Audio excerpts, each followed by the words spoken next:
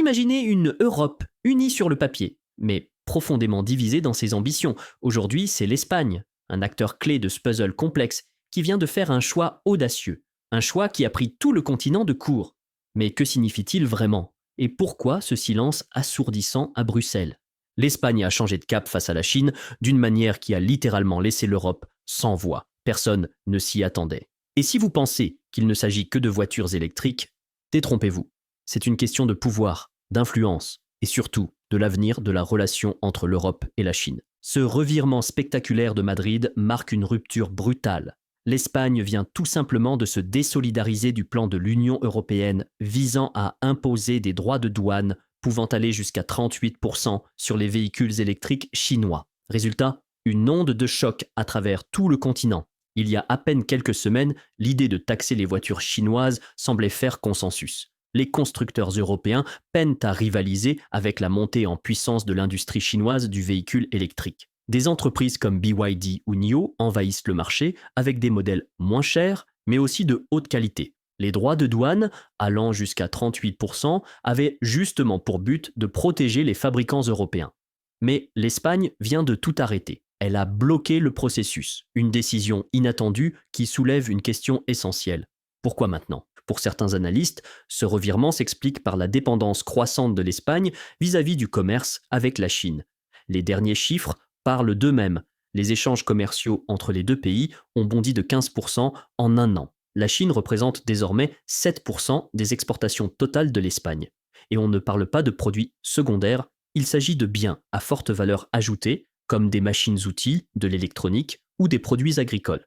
Avec de tels volumes en jeu, il n'est pas étonnant que Madrid commence à revoir sa stratégie. Le Premier ministre Pedro Sánchez joue ici une partie complexe, cherchant à maintenir l'équilibre entre la solidarité européenne et les dures réalités économiques liées à Pékin. La rencontre entre Pedro Sánchez et Xi Jinping, plus tôt cette année, n'était pas un simple échange protocolaire. Derrière les portes closes, ce sont des accords commerciaux et économiques majeurs qui ont été discutés. Le résultat? Un virage stratégique dans la politique étrangère espagnole avec une volonté claire. Maintenir et même renforcer les liens commerciaux avec la Chine. Selon Bloomberg, les effets de cette rencontre ne se sont pas fait attendre. Dès le premier trimestre 2024, les exportations espagnoles vers la Chine ont bondi de 12%. Cette hausse concerne aussi bien les produits agricoles que les machines industrielles. Mais ce n'est que le début. Ce qui rend la situation encore plus intrigante, c'est que l'industrie automobile espagnole, directement menacée par les véhicules électriques chinois, n'a pas encore subi de plein fouet cette concurrence. En bloquant les droits de douane proposés par l'UE, l'Espagne s'offre en réalité un sursis, un temps précieux pour permettre à ses constructeurs de s'adapter à cette nouvelle donne. Pour de nombreux analystes politiques, ce repositionnement est un signal fort. L'Espagne considère désormais la Chine comme un partenaire commercial irremplaçable. Le South China Morning Post a d'ailleurs publié un article révélateur intitulé « La diplomatie économique de l'Espagne, comment Pékin est devenu la force motrice derrière les choix audacieux de Madrid ». L'article explique comment l'économie espagnole est de plus en plus liée à celle de la Chine, que ce soit par les investissements technologiques ou les importations agricoles. Dans un tel contexte, entrer en conflit avec Pékin sur les droits de douane liés aux véhicules électriques serait un risque énorme pour l'ensemble de l'économie espagnole. Les conséquences pourraient être tout simplement catastrophiques. L'industrie automobile européenne, elle, est en pleine lutte pour sa survie. Au cours de la dernière décennie, l'Union européenne a vu ses géants de l'automobile, de Volkswagen à Peugeot, perdre du terrain face à la montée en puissance des véhicules électriques chinois moins chers, parfois même plus performants. En 2023, les exportations automobiles européennes ont chuté de 9%, tandis que les importations de véhicules électriques chinois ont bondi de 18%. La situation devient critique. D'après les données de Statista, les ventes de véhicules électriques chinois en Europe ont atteint plus de 1 200 000 unités l'an dernier, contre 800 000 l'année précédente. Et il ne s'agit pas que de volume. Ces véhicules chinois gagnent aussi sur la qualité. Un article d'Automotive News Europe a récemment montré que les marques chinoises obtiennent de meilleurs scores de satisfaction client que plusieurs constructeurs européens dans des marchés clés du continent. C'est dire à quel point l'écart se creuse. Les droits de douane proposés par Bruxelles visaient donc à freiner cette vague et à rééquilibrer le jeu en augmentant le prix des véhicules chinois importés. L'Europe ne peut pas se permettre de perdre son industrie manufacturière. Si nous laissons la Chine dominer notre marché automobile, nous allons externaliser nos emplois et notre innovation technologique à une vitesse alarmante, alertait récemment Margrethe Vestager, la commissaire européenne à la concurrence, dans une interview accordée à Le Monde. Mais avec l'Espagne qui refuse de soutenir les droits de douane, toute la stratégie de l'Union pourrait s'effondrer. Et cela laisserait les constructeurs européens encore plus vulnérables face à la concurrence chinoise. Le refus de l'Espagne de soutenir le plan de taxation européen n'est pas sans risque. Il pourrait même se retourner contre elle, en particulier dans 2 secteurs stratégiques, l'agriculture et l'industrie automobile. Le secteur agricole espagnol est étroitement lié au marché chinois. Plus de 40% des exportations de porcs espagnols partent vers la Chine, représentant un commerce évalué à plus de 1,5 milliard d'euros par an, selon le ministère espagnol de l'Agriculture. En cas de guerre commerciale, Pékin pourrait facilement riposter en imposant des taxes sur ces produits. Ce serait un coup dur pour une filière qui emploie des centaines de milliers de personnes. Et ce n'est pas tout. L'Espagne est le 2e plus grand constructeur automobile d'Europe, juste derrière l'Allemagne. Mais à la différence de cette dernière, elle ne dispose pas d'un segment haut de gamme bien établi. Elle se concentre sur des modèles milieu de gamme, particulièrement vulnérables face à la concurrence de véhicules chinois moins chers. Un conflit commercial avec la Chine entraînerait des hausses de prix sur les composants importés. Résultat, des voitures espagnoles plus coûteuses à produire, donc moins compétitives sur le marché mondial. Reuters a tiré la sonnette d'alarme dans un article intitulé « L'Espagne risque des retombées économiques alors qu'une guerre commerciale avec la Chine se profile ». Le média y souligne qu'une simple hausse des coûts de production pourrait entraîner une perte massive d'emplois et de revenus. Le secteur porcin espagnol est l'un des plus importants d'Europe. Et la Chine en est de loin le client le plus rentable. En 10 ans, les exportations espagnoles de porc vers la Chine ont explosé, représentant désormais 43% du marché total des exportations porcines espagnoles, selon Eurostat. Ce n'est pas qu'une affaire de chiffres, il s'agit aussi d'un enjeu social majeur. Ce n'est pas qu'une question d'argent, ce sont aussi des milliers d'emplois qui sont en jeu. Le secteur porcin fait vivre des dizaines de milliers de travailleurs, et de nombreuses zones rurales espagnoles en dépendent pour leur survie. Si la Chine décidait de riposter à la position espagnole en taxant les produits agricoles, ce sont des pans entiers de l'économie rurale qui risqueraient l'effondrement. Un faux pas, et Pékin pourrait couper ses importations de porc espagnol du jour au lendemain, alerte Juan Moreno, professeur en économie agricole à l'Université de Séville, dans une interview accordée à El Mundo. Et le porc n'est que la partie émergée de l'iceberg. L'huile d'olive, le vin et bien d'autres produits agricoles espagnols pourraient eux aussi être visés si Pékin décidait de faire pression. Et n'oublions pas, la Chine n'a pas pour habitude de reculer face à une confrontation économique. Si l'Union européenne impose des droits de douane sur les véhicules électriques chinois, Pékin répliquera très probablement en ciblant des secteurs stratégiques européens. Reste à savoir lesquels seront les plus touchés. La réponse est simple, le luxe et la technologie. Les grandes marques européennes du luxe, de LVMH à Hermès, dépendent fortement des consommateurs chinois fortunés. En 2023, les acheteurs chinois ont représenté près de 30% des dépenses mondiales dans le secteur du luxe, selon le cabinet Bain & Compagnie. Si la Chine décidait de riposter, ces entreprises pourraient être durement frappées, les obligeant à repenser totalement leur modèle économique. Du côté de la technologie, les enjeux sont tout aussi critiques. L'Europe exporte chaque année des milliards d'euros d'équipements vers la Chine. Et rappelons-le, la Chine est aujourd'hui le 2e partenaire commercial de l'Union européenne. La moindre perturbation dans cette relation aurait des conséquences désastreuses.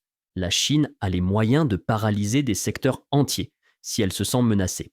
Les droits de douane européens sur les véhicules électriques pourraient déclencher une guerre commerciale que l'Europe est mal préparée à affronter, prévient Elisabeth Brau, chercheuse senior à l'American Enterprise Institute, dans une tribune parue récemment dans le Wall Street Journal.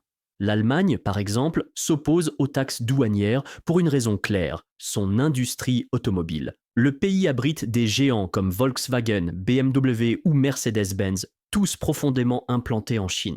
En réalité, Ces entreprises dépendent du marché chinois pour une part majeure de leurs ventes mondiales. À elle seule, Volkswagen a vendu plus de 3,5 millions de véhicules en Chine l'an dernier, soit près de 40% de ses ventes mondiales. Perdre ce marché serait un désastre économique pour l'Allemagne. À l'opposé, des pays comme la France et l'Italie dépendent beaucoup moins de la Chine pour leurs exportations automobiles. Leur priorité, c'est de protéger leur marché intérieur. Et sur ce point, le président français Emmanuel Macron est catégorique. Il faut imposer des barrières. L'Europe doit protéger ses travailleurs face à une concurrence déloyale, a-t-il déclaré dans un discours relayé le mois dernier par Le Figaro. L'Europe doit se défendre. Nous ne pouvons pas laisser nos industries être détruites par les subventions chinoises, a martelé Macron. Ce fossé entre les positions des États membres révèle une fracture grandissante au sein de l'Union européenne. L'Allemagne, avec ses intérêts économiques étroits avec la Chine, rechigne à attiser les tensions, tandis que la France et l'Italie, plus touchées par la concurrence chinoise, plaident pour des mesures plus fermes. La décision de l'Espagne de rejeter le plan tarifaire européen met en lumière ces divisions internes. Chaque pays se débat avec ses propres priorités économiques et l'idée d'une ligne commune face à Pékin devient de plus en plus difficile à maintenir. Cette fracture dépasse le simple enjeu commercial. C'est un problème politique majeur. L'Europe est à un carrefour stratégique. Certains États poussent pour une intégration plus profonde, d'autres, comme l'Espagne, préfèrent une approche plus souple et centrée sur les intérêts nationaux. The Economist a d'ailleurs résumé la situation dans un titre percutant « Le grand fossé européen, comment la Chine divise les membres de l'UE ». Ce dilemme va façonner l'avenir de l'Union européenne et sa relation avec la Chine pour les années à venir. Entrons maintenant dans les chiffres, car au cœur de cette histoire, c'est bien le commerce qui dicte la réalité. En 2023, l'excédent commercial de la Chine avec l'Union européenne a atteint la somme vertigineuse de 400 milliards d'euros. Un chiffre impossible à ignorer. Mais qu'est-ce qui alimente ce déséquilibre ? C'est simple, la Chine exporte beaucoup plus vers l'Europe qu'elle n'importe. L'UE achète massivement des produits électroniques, des machines et désormais des véhicules électriques. Or, la Chine ne rend pas l'appareil à la même échelle. Résultat, cet excédent donne à Pékin un pouvoir considérable dans les négociations. Et ce n'est pas qu'une affaire de chiffres.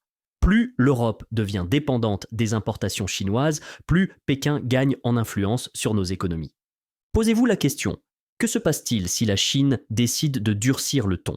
Si elle restreint l'accès à certains produits essentiels, l'Europe se retrouverait en position de faiblesse, obligée de négocier sous pression.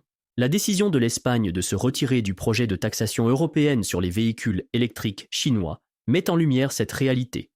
Pour Madrid, la Chine est trop importante pour être brusquée. L'Espagne, quatrième économie de la zone euro, a bien compris une chose.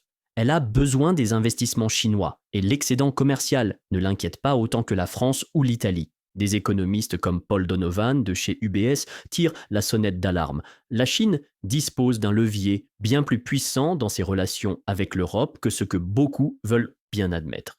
Et si l'Union européenne n'agit pas rapidement, l'empreinte économique de la Chine pourrait continuer à croître à un rythme qui, à terme, étranglerait littéralement l'économie européenne. Mais cette histoire ne concerne pas seulement l'Europe et la Chine.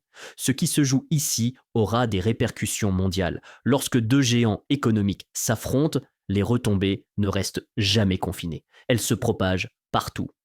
En ce moment même, les tensions commerciales entre l'Union européenne et la Chine provoquent des secousses sur les marchés mondiaux. Des matières premières en Afrique à la production technologique en Asie du Sud-Est, tout l'échiquier économique se déplace. Et les implications ne s'arrêtent pas au commerce. Cette escalade entre l'Europe et la Chine attire aussi d'autres puissances mondiales, à commencer par les États-Unis. L'administration Trump pousse pour renforcer ses alliances dans le cadre de sa propre guerre commerciale avec Pékin. Mais si l'Union européenne se fragmente, cela pourrait affaiblir tout le bloc occidental face à la Chine. Écoutez bien, tandis que certains pays européens, comme l'Espagne, privilégiant le dialogue, Washington choisit la confrontation. Cette divergence risque de fracturer la stratégie occidentale vis-à-vis de Pékin. Et il ne s'agit pas uniquement de tarifs douaniers. La Chine étend son initiative des nouvelles routes de la soie, tissant des liens économiques étroits avec l'Afrique, l'Amérique du Sud et l'Asie du Sud-Est. Si l'Europe choisit de s'isoler, Pékin trouvera d'autres partenaires prêts à combler le vide. L'économie mondiale évolue à toute vitesse. Et la décision de l'Espagne pourrait bien repositionner l'Europe dans cet ordre en pleine mutation. Car à chaque manœuvre diplomatique, l'équilibre des puissances penche un peu plus vers l'Est, alors que cherche vraiment l'Espagne. Est-ce un simple calcul économique ou y a-t-il quelque chose de plus profond ? N'oublions pas, l'Espagne se positionne comme un pont entre l'Europe et le reste du monde. Et en refusant d'appuyer les droits de douane de l'UE sur les véhicules électriques chinois, elle affiche clairement son ambition, jouer un rôle central dans la gestion de cette crise. Pourquoi ? Parce que l'Espagne a tout intérêt à préserver une relation solide avec Pékin. La Chine est désormais son troisième partenaire commercial et rien qu'en 2023, les exportations espagnoles vers la Chine ont augmenté de plus de 15%. Ces exportations concernent principalement des machines, des produits agricoles et des médicaments. Mais il ne s'agit pas uniquement de commerce. Ce qui est en jeu, c'est aussi l'investissement. Au cours de la dernière année, des entreprises chinoises ont massivement investi en Espagne, en particulier dans les secteurs de la technologie, des infrastructures et des énergies renouvelables. D'après le Financial Times, les investissements directs chinois en Espagne ont dépassé les 5 milliards d'euros en 2023, un montant colossal que l'Espagne considère comme essentiel pour son développement économique à long terme. Le gouvernement de Pedro Sánchez l'a clairement exprimé, il veut jouer les médiateurs entre l'Union européenne et la Chine. En optant pour une approche plus souple, l'Espagne espère devenir un acteur clé dans la définition des futures politiques européennes. C'est une stratégie assumée. Ne pas suivre aveuglément Paris ou Berlin, mais tracer sa propre voie. Une voie qui cherche à équilibrer la nécessité de protéger l'industrie européenne avec l'impératif de maintenir des relations économiques solides avec Pékin. Un pari risqué, certes, mais qui pourrait redéfinir la place de l'Espagne au sein de l'Union européenne pour les années à venir. Cette décision de privilégier le dialogue plutôt que l'affrontement arrive à un moment crucial. L'Union européenne s'apprête à voter sur ses fameux droits de douane, et la prise de position espagnole pourrait faire basculer l'équilibre. Le vote qui se prépare au sein de l'Union européenne pourrait bien déterminer l'avenir commercial du continent tout entier. L'Union européenne a besoin d'un consensus fort pour faire passer une mesure d'une telle ampleur. Mais maintenant que l'Espagne se retire, les fractures internes sont mises à nu. L'Allemagne, déjà hésitante, pourrait suivre l'exemple espagnol. Et si le vote échoue, ce serait un signal clair envoyé à Pékin. L'Europe n'est pas aussi unie qu'elle le prétend face à la Chine. Selon Politico Europe, la décision de l'Espagne a provoqué un véritable chaos à Bruxelles. Les dirigeants cherchent désespérément un moyen de sauver le vote, car son issue est cruciale. Si les droits de douane ne sont pas adoptés, l'Europe perdra toute crédibilité dans ses négociations avec Pékin. Mais s'ils passent, alors l'Espagne et d'autres pays opposés devront affronter le risque de représailles économiques de la Chine. Alors que signifie tout cela ? La décision espagnole n'est pas une simple actualité de plus, c'est un changement tectonique dans l'équilibre entre l'Europe et la Chine. Alors que les tensions commerciales s'intensifient, Madrid a fait un pari audacieux. Un pari qui pourrait reconfigurer son économie et peut-être l'avenir de l'Union européenne. Est-ce le début de nouvelles alliances ou le signe d'un éclatement progressif de l'unité européenne ? Une chose est sûre, le monde entier observe.